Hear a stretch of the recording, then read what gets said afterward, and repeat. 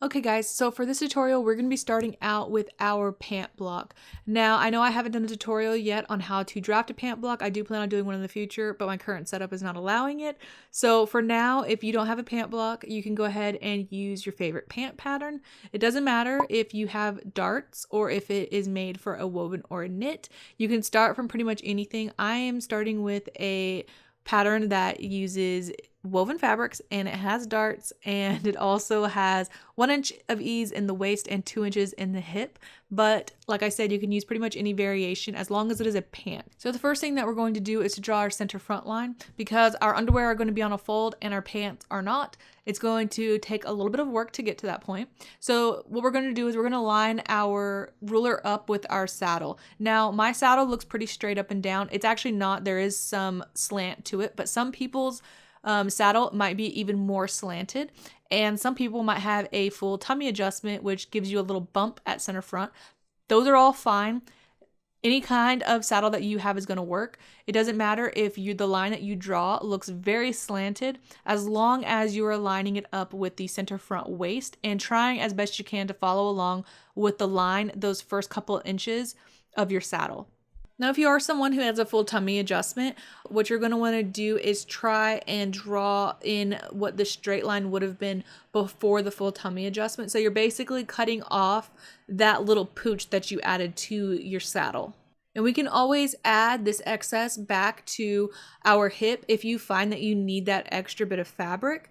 But I think that if you're starting from a pattern that is made for woven fabric and you also have ease in your pattern, you probably are not going to need to add this back if you're planning on using this block for knit fabrics.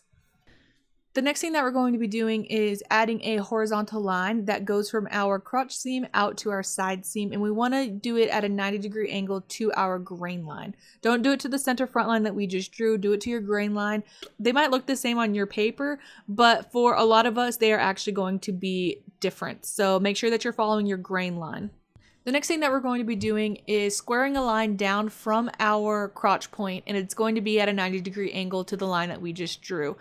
So this is going to end up being half the measurement of our crotch. So for me, I am going to actually do mine 2 inches, which is going to make the crotch width 4 inches, which is quite wide for most of us. But for some reason, I find that this ends up working out for me.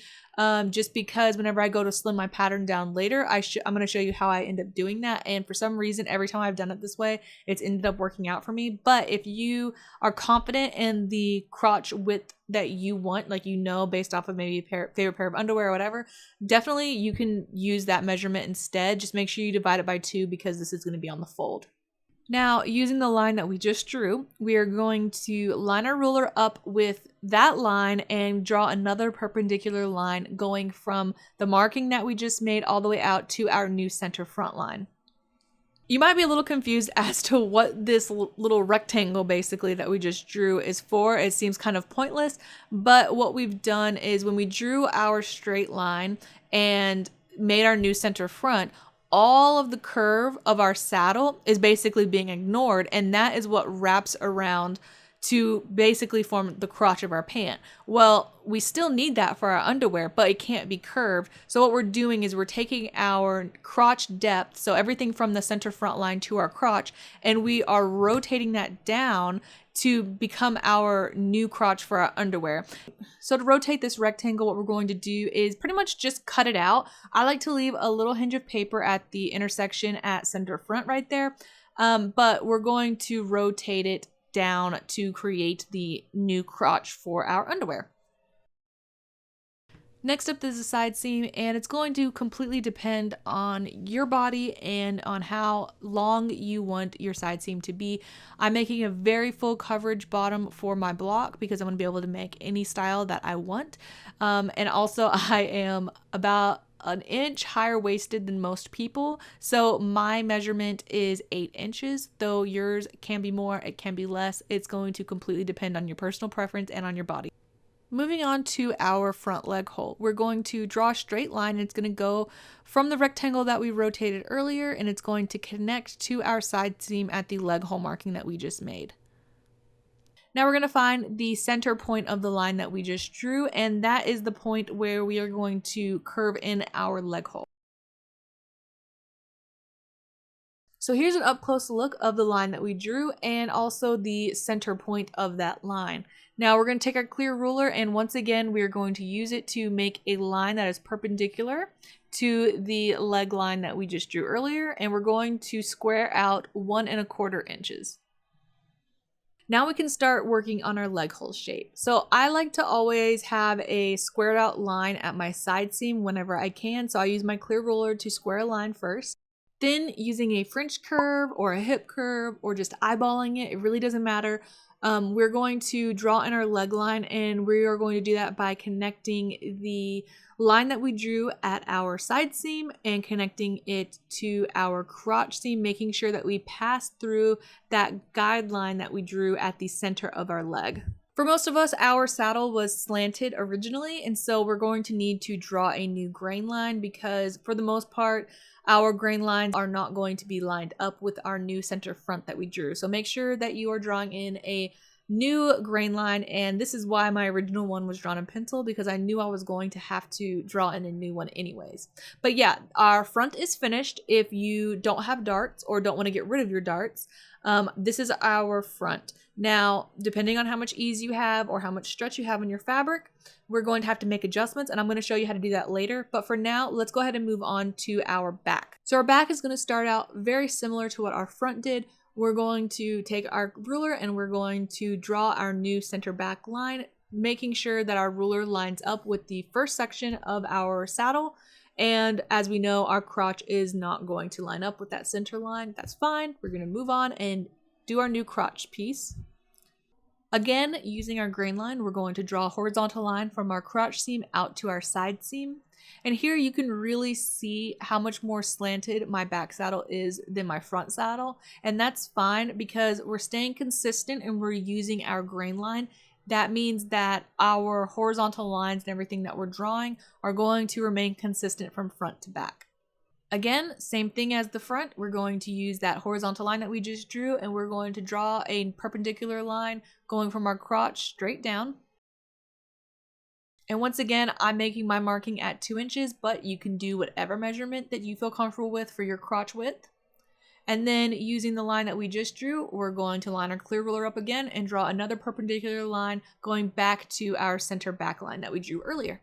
And just like before, we're going to rotate that little piece of rectangle, and we're going to make sure that our long side of our paper is lining up with the center back line that we drew earlier. Drawing in our side seam, once again, we're going to be using the same measurement that we used on the front. Mine was 8 inches, yours might be different, that's perfectly fine. Okay, so before we draw in our leg line, this is where our back and our front begin to differ. So if we go down to our crotch piece, the top of that crotch piece that we rotated earlier is going to be 2 inches if you followed my measurements that I gave earlier. But we're going to want to extend that because, for lack of a better way to say it, this is where our butt cheeks start, okay? So if you were looking for a very full coverage, almost vintage style bottom, you're going to want to extend it to about 3.5 inches. Now, it's going to vary, of course, based on your body and on how much coverage you want, but I think this is a good starting point if you don't already have a number in mind. Once you've extended your line, you can connect that back up to your side seam using your ruler, and now we can start actually shaping our leg hole. So just like the front, we are going to find the midpoint of this line and mark it, and then we are going to use our ruler, line it up with the line, and draw a perpendicular line outward 3/4 inch. And once again, just like our front, we're going to connect the crotch piece to that guideline and then back up to the side seam. And if you are doing more of a full coverage look like what I'm doing, it is going to be quite curvy. Now we can use our curve and connect our new leg shape back down to the bottom of our crotch piece. And of course, don't forget to draw in your new grain line parallel to center back. Okay guys, so if you have darts and you're looking to get rid of them, I'm going to show you guys how to do that. I want to preface this by saying that this is not how you get rid of darts in all projects. This is not how you close darts for everything, but because we are starting from a woven block and we are turning it into a knit block, this is one way that we can get rid of our darts and we don't have to worry about it getting too small. So the first thing that we're going to do is we're going to draw a line straight down the center of our darts, and we're going to go all the way down to our leg hole. So we're going to cut down one side of our dart, and we're going to continue cutting down until we get to our leg hole. I like to leave that piece of paper there to create the hinge, but you can cut it away if you want to. It really doesn't matter. Once again, I just like to do it that way because I find it easier. Now we're going to take the cut edge and we are going to line it up at the waistline with the other part of our dart, right? So one dart leg is going to connect to the other dart leg essentially.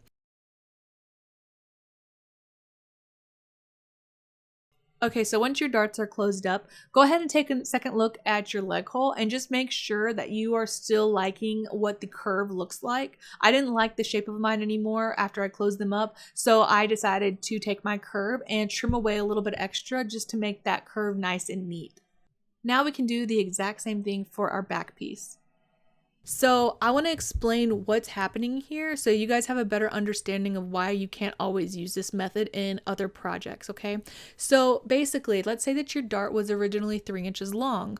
What you're essentially doing is extending your dart tip all the way to the leg hole. So if your dart leg was 3 inches long before, it's probably like 8 inches long now. So this is why it can't necessarily work for all your projects, because if you're extending your dart, you're taking away fabric that was before being used as ease in your pant pattern. Now you're taking that away and you're not going to be able to use that anymore. So if you are using this block for, let's say that you want to make some leather underwear, if you're going to put a zipper in it, whatever, to get in and out of it, you might find that you need to add back some of that fabric to your side seam so that way you have some ease and some room to move around, right? Because if you are somebody who has a small waist and large hips, proportionately speaking, you probably are going to have a very large dart, right? And so that means you're going to have even more of that ease taken away. So for a lot of us, this amount is going to be negligible. I've actually made this up in a woven fabric before, and I did not have to add anything back in order to have enough room to move around. But if you are someone who does run into this problem, I want you to know what it is so that way you know how to fix it.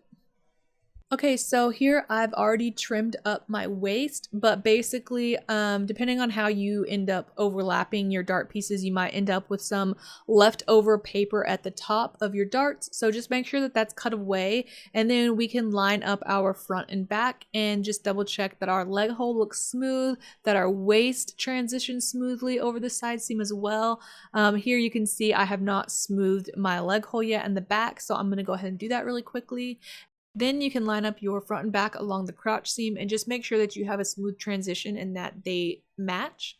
And then we can label our center front and our center back. And if you want, you can absolutely stop here and add your seam allowance. And this can be a pattern for woven fabrics alone. Of course, you still will need to do a test fit, but you can certainly stop here. So for some reason, there's this consensus online that you can just remove a couple of inches from your waist measurement and that'll be your elastic measurement. And I don't know who this works for, but I don't see how this can be applied the same regardless of whether you have a 25-inch waist or a 55-inch waist, because it doesn't work for me. So I'm gonna tell you guys a tried and true way to get a pretty much perfect elastic measurement every single time. So using your cloth tape measure, go ahead and measure your front and back waist and do the same thing for your leg holes. So my front and back waist are actually equal, so I'm going to combine the two into one measurement. But my two leg hole measurements are quite a bit different. So what I'm going to do is treat them as two separate measurements. So whenever I'm figuring out my elastic measurement, they're each going to have their own elastic measurement. I'm going to still use one piece of elastic to do the entire leg hole, but I'm going to divide it up differently than what I would if they were equal. And the reason I'm doing this is because my back leg hole is going to need more elastic than my front leg hole. So if we divide it up equally and there's a large difference between the two, you might end up with a front leg hole that has too much elastic, so it's going to be a little bit gapey, and then the back might be too tight and end up distorting the shape of our leg hole. So for my waist, I got 34 inches, And so what we're going to do is we're going to multiply that number by 0.875. And what this is doing is it's basically removing 1/8 of an inch for every inch of fabric that we have. So for the leg elastic, my leg hole ended up measuring 29 3/4 of an inch. So I'm going to multiply that by 0.875, and my total leg elastic measurement is going to be 26 inches. Then I also add 1/2 of an inch for whenever I am sewing the ends together to make it into a ring.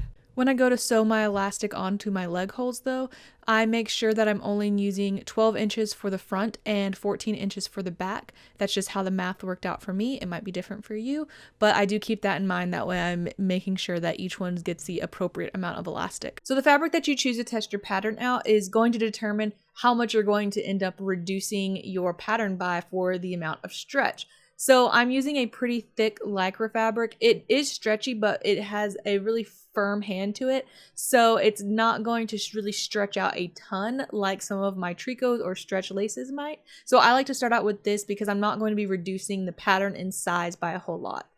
The elastic that you choose is also going to have an impact on your pattern because you are going to need to determine the seam allowance for the elastic that you pick. So like this fold over elastic doesn't require any seam allowance because it just wraps around the edge, but the rubber swimsuit elastics, clear elastics, picot elastic, and your regular knit elastic are all going to require seam allowance, and it's going to vary based off the width of the elastic that you choose and the application method that you decide on. Keep in mind when you're choosing something for swimsuits that you want to look for something like this knit elastic, which is chlorine safe. Some of them also say perspiration or saltwater safe, so keep that in mind whenever you are choosing elastics as well. I ended up going with the knit elastic, so I added a 1/2 of an inch seam allowance to accommodate that. I'm not going to go too far into detail on the construction of this since it's just a few seams and we're really focusing on the pattern and the fit of this, but just know that I used a 4-thread overlock on the side seam and the crotch seam. I did not install any kind of gusset or anything, which is why I haven't shown how to make that yet because I don't think it's necessary for the first fit, but I will talk about that more later. Once the side seam and the crotch seam were sewn, I went ahead and sewed my elastic into a ring for both my waist and my leg holes, and then I applied the elastic with the 4-thread overlock to the wrong side of the fabric. Once I was done serging the elastic on, I rolled it one time to cover up the elastic, and I did a 3-step zigzag stitch on it on my regular sewing machine. So before we jump into the fitting, let me first show you a couple changes that I made to my pattern before I even started. So the first thing that I did was I adjusted the crotch length. I realized that the pant pattern that I'm using is for a trouser, and so the crotch is a little bit lower than a normal pant, but even if it was a regular pant, I probably would still shorten it a little bit because a pair of pants, the crotch does not sit directly against your skin. It, has a little bit of wearing ease. And so because this is going to be a knit pattern, I went ahead and took 1 inch off of my crotch length, and I did this for the front as well as the back. The second adjustment that I made was whenever I was looking at the crotch width, I realized that it was way too wide. And I knew this from the start that it was going to be too wide, but I have done this before and I've always taken it off of center front and center back, and it's always been perfect. So I decided to go that method this time as well. And I removed a 1/2 of an inch off of center front and a 1/2 of an inch off of center back. So what this did was it took my total crotch width down 1 inch, so now it's 3 inches wide, and then because I took it all the way up through the waist, it took a total of 2 inches off of the circumference of the waist and the hip area, because remember, both pattern pieces are on the fold. So I went ahead and did this mostly because I knew that I was going to be using a knit fabric and I could stand to lose at least that much in the circumference of the pattern. So I just went ahead and did that off the top, and it's just less fabric to have to fit later on. So this might be an adjustment that you want to make as well. But if you're using a fabric that's not very stretchy at all, then I would suggest leaving that on and just waiting until after you're done fitting. If you decide to make these same adjustments, make sure that you are remeasuring your waist to be sure that the elastic measurement is still correct. Let's do our fitting. So the first thing that we're going to do is make sure that our waist is at our natural waist. So we want to make sure that that always stays there, and that's going to remain our constant throughout this entire fitting. So make sure it doesn't shift around. Next, we're going to check out our side seam. Does it look normal? Is it straight up and down? Is it pulling in any direction? That pull can indicate that either your stomach is pulling the side seam forward or your butt is pulling the side seam back. So that's something to address. Mine is fine, so I'm going to leave it alone. The other thing you might notice on yours, like mine, is that there is some excess fabric happening there. I'm not really utilizing any stretch in my fabric. So we're definitely going to remove some fabric in this process to make it a little bit snugger, make it fit more like an underwear or swimsuit bottom is supposed to. Next, we want to make sure that our leg hole is sitting where it needs to set. So this particular style is more like a vintage bottom, so you should not see any cheekiness happening. It should be completely covered, and your leg holes are pretty low on the side seam, and you want to make sure that the elastic is sitting in your bikini line in the front. Okay, so let's look at the fit issues that I'm having. So first off, we have all of this excess fabric at center back, and it's pulling and making me look like I have a full diaper, to be honest with you. So we definitely have to figure out what to do with that excess fabric. So it could be that my crotch is too long at center back, so I have too much center back length and it's just causing excess pulling. The other thing that it could be is that my pattern does not accommodate for the fact that this is a knit. Remember, we didn't really take out very much out of the circumference, and so it could just be that we need to just remove some fabric from the circumference of our pattern. That way the fabric will be taut against our body and hopefully clean up some of that. It could be both of these problems, however, so we're just going to have to wait and see.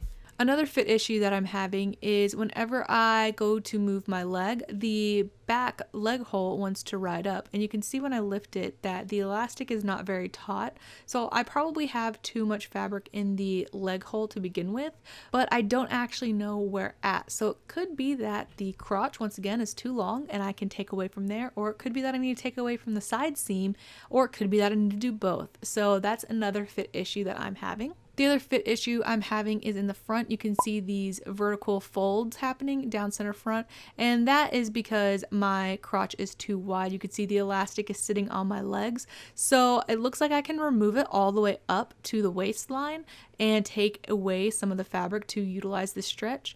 It also looks like the crotch might be a little too long in general, so I might also correct that.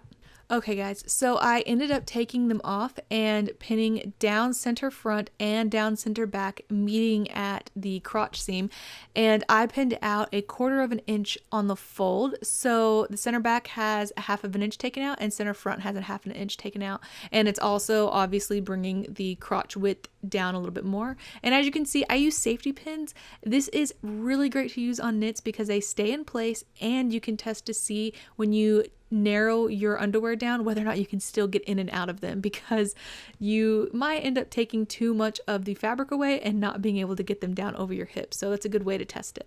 But as you can see here, it cleaned up a lot of the pulling, but if I lift my leg, you can see that it is still riding a little bit. So I think I'm still going to have to take out of the crotch length to fix that. But overall, I think that this is a good start. So let me go ahead and show you guys what I ended up doing on my pattern to transfer these markings. So the first adjustment that I'm going to make is to take out that 1/4 of an inch that I had pinned earlier. I'm remeasuring just to verify that it is in fact 1/4 of an inch and not more or less, because I kind of eyeballed it whenever I was pinning it. So I always like to just verify. And so to make that adjustment, it's really simple. All you're going to do is just draw a straight line down center front and center back and take that 1/4 inch off. Then, because I cut off my markings in the process of making that adjustment, I'm just going to redraw my center back and my little symbol that I use to tell myself that it's on the fold. The only other adjustment that I'm making is going to be to my crotch length. I went ahead and decided to take 1/2 of an inch out of the crotch length for the front and the back, so it's shortening it a total of an inch. Now you may be thinking that I need more adjustments than just these two based off the way that my sample fit. However, less is more when it comes to fitting. If you believe that you have 5 or 6 fit issues and you try and correct them all at once, a lot of times you will end up with a sample that looks way worse than the first one. So it's really better to start with the changes that you know for sure that you need, and then make a second sample and refit it and see if those other mistakes are cleaned up, because a lot of the time we don't actually need to make as many changes as we think we do. So just a little bit of housekeeping is left on my pattern now. I go ahead and make sure that my seams still walk. So the crotch obviously is not going to walk because there was a little bit of a curve in the back crotch. So I'm just going to freehand a new curve in. You can use a French ruler if you want to, but it's really no big deal. So I just make sure that that curve is nice and smooth going from front to back and looks pretty. And then the other thing that you have to do if you make any adjustments to the waist or the leg hole is to remeasure and get your new elastic measurements. So I just follow the exact same formula that I did before. Whenever I remeasure, I multiply times 0.875 and I get my new measurements.